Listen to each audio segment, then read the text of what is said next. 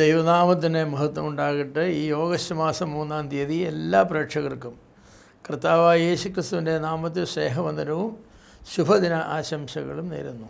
ഇന്നത്തെ നമ്മുടെ ധ്യാനത്തിനായി നാം തിരഞ്ഞെടുത്തിരിക്കുന്നത് യോശുവയുടെ പുസ്തകം 24-ാമത്തെ അധ്യായമാണ്. ഈ അധ്യായം എല്ലാവർക്കും വളരെ പരിചയമുള്ളൊരു അധ്യായമാണ്. കാരണം യോശുവ ചെയ്യുന്ന വലിയൊരു പ്രഖ്യാപനമുണ്ട്: ഞാനും എൻ്റെ കുടുംബവുമോ ഞങ്ങൾ യഹോവയെ സേവിക്കും. അത് ഈ അധ്യായത്തിലാണ്, ഇതിൻ്റെ 15-ാമത്തെ വാക്യത്തിലാണ്. എന്നാൽ ഈ അധ്യായത്തിൽ 14-ാമത്തെ വാക്യത്തിൽ യോശുവ ഇസ്രായേൽ മക്കളോട് പറയുന്നതായിരിക്കുന്ന ഒരു വലിയ പ്രസ്താവനയുണ്ട്. അതെന്താണെന്ന് ചോദിച്ചാൽ, പരമാർത്ഥതയോടും വിശ്വസ്തയോടും കൂടെ നിങ്ങൾ ദൈവത്തെ സേവിക്കണം. പരമാർത്ഥതയോടും വിശ്വസ്തയോടും കൂടെ നിങ്ങൾ ദൈവത്തെ സേവിക്കണം. ഈ അധ്യായം തുടങ്ങുന്നത് തന്നെ ഇസ്രായേലിൻ്റെ ചരിത്രം പറഞ്ഞുകൊണ്ടാണ്. ഇസ്രായേലിൻ്റെ ചരിത്രം പറഞ്ഞുകൊണ്ട് കഴിഞ്ഞ കാലങ്ങളിലെ ഇസ്രായേലിൻ്റെ ചരിത്രം, ഇസ്രായേലിൽ അവർ യാക്കോബ് ഇസ്രായേലിലേക്ക് പോയതും അവിടെ വർദ്ധിച്ചതും അവിടെ നിന്ന് ദൈവം ഇസ്രായേലിൽ നിന്ന് വിടുവിച്ചതും ചെങ്കടൽ കടത്തിയതും മരുഭൂമിയിൽ കൂടെ അവരെ നടത്തിയതും 40 വർഷം അവരെ പരീക്ഷിച്ചതും അതിനുശേഷം കനാൻ നാട്ടിലേക്ക് കൊണ്ടുവരുന്നതും കനാൻ നാട് കീഴടക്കി അവർക്ക് കൊടുക്കുന്നതുമായ സത്യങ്ങളെല്ലാം യോശുവ അവരോട് പറഞ്ഞു. കാരണം അത് പറയുവാനായിട്ട് ഏറ്റവും യോഗ്യതയുള്ള ഒരാളാണ് യോശുവ. കാരണം മിസ്രൈമിൽ നിന്നും പുറപ്പെട്ടപ്പോൾ 20 വയസ്സിനുമേ പ്രായമുള്ള ഒരാളായിരുന്നു യോശുവ. അതുകൊണ്ട് മിസ്രൈമിലെ അടിമത്വത്തിൻ്റെ അനുഭവങ്ങൾ യോശുവ അനുഭവിച്ചിട്ടുണ്ട്. അടിമത്വത്തിൻ്റെ ക്രൂരത എന്താണെന്ന് യോശുവയ്ക്ക് അറിയാം. അതുപോലെ തന്നെ മിസ്രൈമിൽ നടന്നതായിരിക്കുന്ന 10 വ്യാധിയെക്കുറിച്ചുള്ള ന്യായവിധിയെക്കുറിച്ചുള്ളതായിരിക്കുന്ന അനുഭവങ്ങളൊക്കെ യോശുവയ്ക്കറിയാം.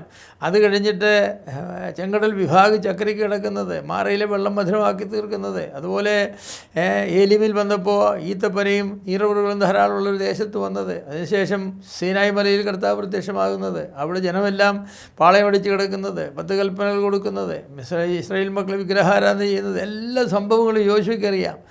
അതുകൊണ്ട് യോശുവ ഇതെല്ലാം കണ്ടു. ഇസ്രായേൽ മക്കളുടെ സ്വഭാവത്തെക്കുറിച്ച് യോശുവയ്ക്ക് നന്നായിട്ട് അറിയാം. ആരും യോശുവയോട് ഞങ്ങൾ ഇങ്ങനെയാണെന്ന് പറഞ്ഞ് മനസ്സിലാക്കുവാൻ ആവശ്യമില്ലാതെ വണ്ണം ശരിക്കും മനസ്സിലായതാണ്. പോരെങ്കിൽ 12 ഒറ്റുകാരെ അയച്ചിട്ട് അവസാനം അവർ തിരിച്ചു വന്ന് 10 ഒറ്റുകാർ കനാൻ നാട് പിടിച്ചെടുക്കാൻ നമ്മളെക്കൊണ്ട് സാധിക്കില്ല, നമ്മൾ കൊല്ലപ്പെടും എന്ന് പറഞ്ഞ് ജനങ്ങളെ പ്രലോഭിപ്പിച്ച് കനാൻ നാട്ടിൽ പോകുന്നതിനെതിരെ യോശുവയ്ക്കും കാലേബിനും എതിരെ ജനങ്ങളെ ഇളകിയതും അവസാനം 40 വർഷം ശിക്ഷയായിട്ട് ജനങ്ങളെ വീണ്ടും മരുഭൂമി ചുറ്റിത്തിരിഞ്ഞത്, ഇതെല്ലാം യോശുവ കണ്ടതാണ്.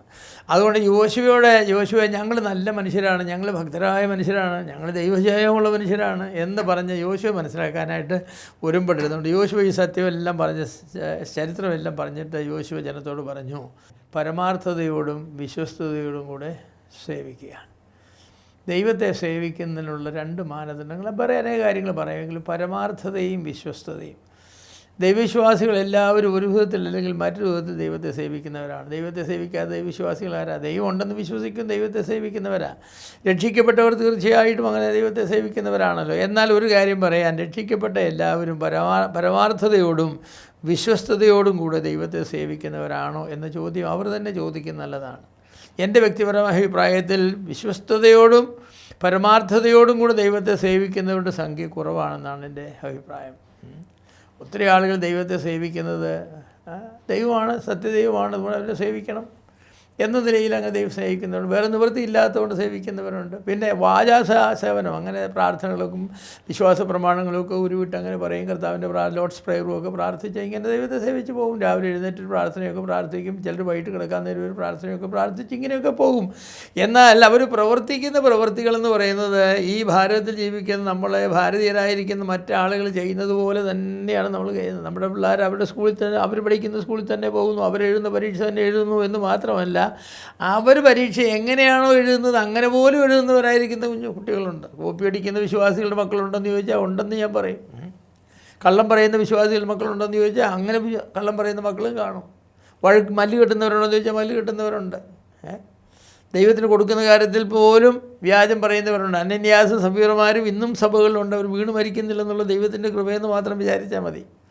അപ്പോൾ യോശുവ ഇസ്രായേൽ മക്കളോട് പറയുന്നത് എന്താണെന്ന് ചോദിച്ചാൽ, നിങ്ങൾ യഹോവയെ സേവിക്കും. യഹോവയാണല്ലോ നിങ്ങളെ വിടുവിച്ചിട്ട് കൊണ്ടുവന്നത്, നിങ്ങൾ സേവിക്കുമെന്ന് എനിക്കറിയാം. പക്ഷേ നിങ്ങൾ എങ്ങനെ സേവിക്കും? നിങ്ങളോട് ഞാൻ പറയുന്നത് പരമാർത്ഥതയോടും വിശ്വസ്തയോടും കൂടെ യഹോവയെ സേവിക്കണമെന്നാണ്.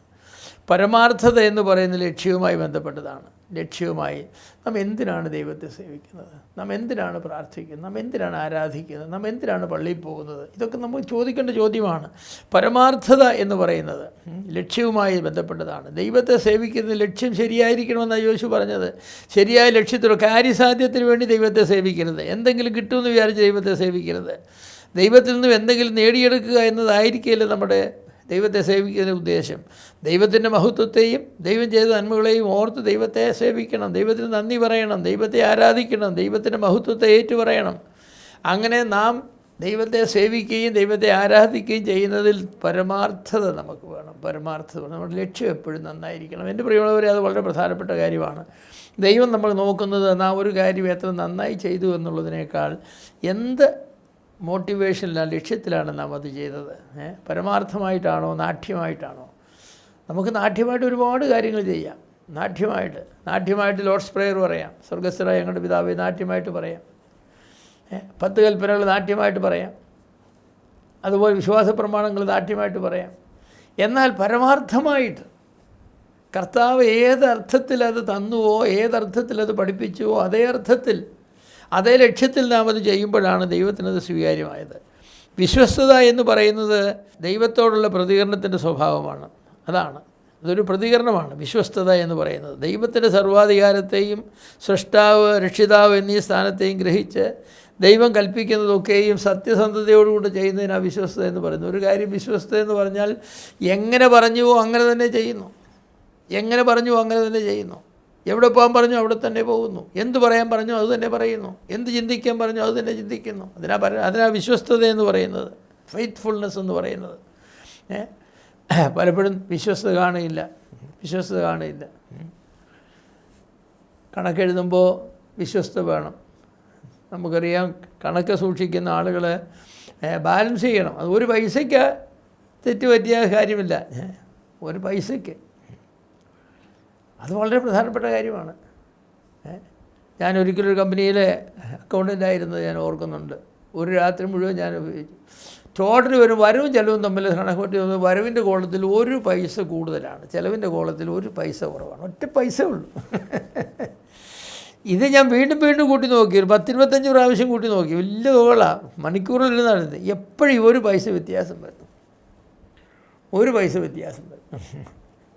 പിന്നെ അത് കണ്ടുപിടിക്കാനായിട്ട് വളരെ വന്നപ്പോൾ ഈ കാൽക്കുലേറ്ററിൻ്റെ ഒരു കീബോർഡിൽ ഈ 1 എന്ന് പറയുന്നതായിരിക്കുന്നത് ഇത് അടിക്കുന്ന പതിയുന്നില്ല.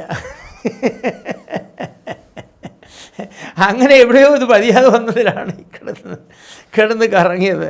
പിന്നെ അത് ശരിയാകാതിരിക്കുമ്പോൾ കണക്ക് ശരിയാണ് പക്ഷേ എന്ന് പറയും. വിശ്വസ്തത എന്ന് പറഞ്ഞാൽ സാറേ അത് 1 പൈസയ്ക്കേ ഉള്ളെന്ന് പറഞ്ഞ വിശ്വസ്തയല്ല അല്ലേ.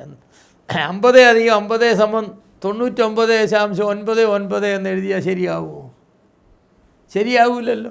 50 + 50 = 100 തന്നെ എഴുതണ്ടേ. സാറേ 99.999 എന്ന് എഴുതു, 0.001 വ്യത്യാസമേ ഉള്ളൂ, അതങ്ങ് വേണ്ട. അതല്ല കണക്കാണ്. അപ്പോൾ ദൈവത്തെ നമ്മൾ വിശ്വസ്തമായി സേവിക്കണമെന്ന് പറഞ്ഞാൽ ദൈവത്തിൻ്റെ കൽപ്പനകൾ പറഞ്ഞതുപോലെ അനുസരിക്കണം. ചെയ്യണമെന്ന് പറഞ്ഞ കാര്യങ്ങളെല്ലാം ചെയ്യണമെന്ന് പറഞ്ഞ സമയത്ത് അത് ചെയ്യണം. ഇസ്രായേലിനെ സംബന്ധിച്ചാണ് പെസഹ ആചരിക്കേണ്ട ദിവസമുണ്ട്, ആ ദിവസം തന്നെ ആചരിക്കണം. അവർക്ക് പെരുന്നാളുകളുണ്ട്, പെരുന്നാളുകളുടെ സമയത്ത് തന്നെ അത് ചെയ്യണം. യാഗം കഴിക്കണമെന്ന് പറഞ്ഞാൽ യാഗം കഴിക്കണം. യാഗം കഴിക്കേണ്ട മൃഗങ്ങളുണ്ട്, അതിനെ തന്നെ കഴിക്കണം. ഊനമില്ലാത്തതെന്ന് പറഞ്ഞാൽ ഊനമില്ലാത്തതിനെ കഴിക്കുക. എല്ലാ കാര്യങ്ങളും വിശ്വസ്തയോടുകൂടെ നമ്മളങ്ങനെ വേണം. ദശാംശം കൊടുക്കണമെന്ന് പറഞ്ഞാൽ ദശാംശം കൊടുക്കണം. ആദ്യഫലം കൊടുക്കണമെന്ന് പറഞ്ഞാൽ ആദ്യഫലം കൊടുക്കണം. അതെ, വേറെ ഒരു ഇത് പറഞ്ഞാൽ ദൈവം പറഞ്ഞ എല്ലാ കാര്യങ്ങളെയും മുഖവിലേക്കെടുത്ത് അതുപോലെ തന്നെ ചെയ്യുന്നതിനാണ് വിശ്വസ്തത എന്ന് പറയുന്നത്. ദൈവം പറഞ്ഞിട്ടുള്ള കാര്യങ്ങളെയെല്ലാം മുഖവിലേക്കെടുത്ത് അതുപോലെ തന്നെ ചെയ്യണം. അപ്പോൾ ദൈവത്തെ സേവിക്കുമ്പോൾ പരമാർത്ഥത, ലക്ഷ്യം നന്നായിരിക്കണം, അതുപോലെ തന്നെ ചെയ്യുന്ന വിധവും ശരിയായിരിക്കണം. വിശ്വസ്തത, ലക്ഷ്യവും വിധവും ഒരുപോലെ ശരിയായിരിക്കണം. ഇങ്ങനെ ദൈവത്തെ സേവിക്കുന്നവരാണ് യഥാർത്ഥ വിശുദ്ധന്മാർ. അങ്ങനെ ദൈവത്തെ സേവിക്കുമ്പോഴാണ് അനുഗ്രഹം നമുക്കുണ്ടാകുന്നത്. ദൈവത്തിൻ്റെ വചനം പരിശോധിച്ച് ദൈവത്തിൻ്റെ ഹിതം മനസ്സിലാക്കി കാര്യങ്ങൾ സത്യസന്ധമായി ചെയ്യുവാൻ എല്ലാ വിശ്വാസികളും കടപ്പെട്ടവരാണ്. നമ്മുടെ മനോഗതി അനുസരിച്ച് എല്ലാ കാര്യങ്ങളും നാം ചെയ്യേണ്ടത്. മറിച്ച് നമ്മുടെ മനോഗതത്തെ വചനത്താൽ വിവേചിച്ച് ദൈവത്തിന് ഇഷ്ടമുള്ള കാര്യങ്ങളാണ് നാം ചെയ്യേണ്ടത്. അങ്ങനെ ചെയ്യുമ്പോഴാണ് നാം ദൈവഹിതപ്രകാരം പ്രവർത്തിക്കുന്നത്. ദൈവഹിതപ്രകാരം പ്രവർത്തിക്കുമ്പോഴാണ് ദൈവം നമ്മെ അനുഗ്രഹിക്കുന്നത്. എൻ്റെ പ്രിയമുള്ളവരെ, അങ്ങനെ നമ്മുടെ ലക്ഷ്യത്തിലും നമ്മുടെ മാർഗത്തിലും ഒരുപോലെ സുതാര്യതയുള്ളവരായി, ഒരുപോലെ ശരിയായി, സത്യസന്ധരായി കാര്യങ്ങൾ നാം ചെയ്യണം. നാം ദൈവത്തെ പ്രസാദിപ്പിക്കുവാൻ നമ്മുടെ ചുടുക്കുവിദ്യകളൊന്നും സാധ്യമല്ല. നമ്മളങ്ങനെ ചിലപ്പോൾ വിചാരിക്കുന്നു ദൈവം അങ്ങനെ എന്തെങ്കിലും പിള്ളേരെ പ്രസാദിപ്പിക്കുക ഒരു മുട്ടായി വാങ്ങിച്ചു കൊടുത്താൽ മതി, ദൈവത്തെ പ്രസാദിപ്പിക്കുക ഒരു മുട്ടായി വാങ്ങിച്ചു കൊടുത്താൽ ഒക്കില്ല. ഈ ഭൂമിയും അതിൻ്റെ പൂർണ്ണതയും ദൈവത്തിനുള്ളതാണ്, പിന്നെ എന്ത് കൊടുത്താൽ ദൈവത്തെ പ്രസാദിപ്പിക്കുന്നത്? ദൈവം എന്ത് കൊടുക്കുന്നു എന്നുള്ളതല്ല, എങ്ങനെ കൊടുക്കുന്നുവെന്നും എന്തുകൊണ്ട് കൊടുക്കുന്നുവെന്നും അതാണ് ദൈവത്തിന് പ്രധാനമെന്ന് പറയുന്നത്. അതുകൊണ്ട് നമ്മുടെ എല്ലാ പ്രവർത്തനങ്ങളിലും ചിന്തകളിലും വാക്കുകളിലും സംസാരങ്ങളിലും നാം പരമാർത്ഥതയും വിശ്വസ്തതയും ഉള്ളവരായിരിക്കുവാൻ വലിയവനായ ദൈവം നമ്മെ സഹായിക്കട്ടെ. ഞങ്ങളുടെ വാഴ്ത്തപ്പെട്ട പിതാവേ, ഇന്ന് രാവിലെ ഞങ്ങൾക്ക് തന്ന സന്ദേശത്തിനായി സ്തോത്രം. അങ്ങയെ സേവിക്കുന്ന ഞങ്ങളെ പരമാർത്ഥതയോടും വിശ്വസ്തയോടും കൂടെ അങ്ങയെ സേവിക്കുവാൻ ഞങ്ങളെ സഹായിക്കണമേ. ഞങ്ങളുടെ വാക്കുകളും പ്രവൃത്തികളും എപ്പോഴും 100% പരമാർത്ഥതയും വിശ്വസ്തയുള്ളവരായിരിക്കാൻ ഞങ്ങളെ സഹായിക്കണമേ. ദൈവത്തെ പ്രസാദിപ്പിക്കുവാൻ വേറെ മാർഗമൊന്നുമില്ല. ഞങ്ങളെ തട്ടിപ്പും വെട്ടിപ്പും കർത്താവ് ഒന്നും ദൈവമുൻപാകെ പോകില്ലെന്നറിഞ്ഞ് ഞങ്ങളെ എല്ലാത്തിലും നേരുള്ളവരും കർത്താവ് വിശ്വസ്തരുമായിരിക്കാൻ തക്കവണ്ണം ഞങ്ങളെ സഹായിക്കണമേ. ഈ ദിവസം ഞങ്ങൾക്ക് അനുഗ്രഹിച്ചു തരണമേ. ഈ ദിവസത്തിൻ്റെ എല്ലാ ആവശ്യങ്ങളോടും നടത്തി തരണമേ. അങ്ങയ്ക്ക് പ്രസാദമുള്ള പ്രവൃത്തി ചെയ്യുവാൻ ഞങ്ങളെ സഹായിച്ചാട്ടെ. യേശു ക്രിസ്തുവിൻ്റെ വലിയൊരു നാമത്തിൽ തന്നെ. ആമേൻ.